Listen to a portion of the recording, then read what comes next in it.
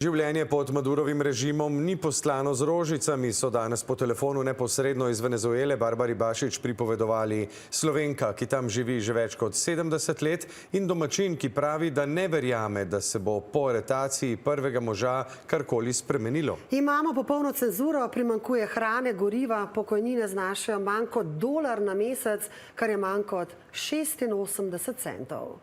Po aretaciji Madura je v Venezueli trenutno mirno. Na ulicah ni vojske, ni protestov, vsi samo čakamo, kaj bo sledilo, razlaga domačin, ki v Caracasu živi že vse življenje. Posebno ljudje živijo v favelas, dobijo vsak mesec en velik škrnicel, v katerem so riž, makaroni, tuna in kilogram sladkorja. In to vse samo enkrat na mesec. Tudi pokojnine so bizarno nizke, dodajata. penzija se dobi sedaj niti $1 na mesec. Aretacija pomeni začetek sprememb, pravita sogovornika, vendar močno dvomita, če se bodo sploh zgodile.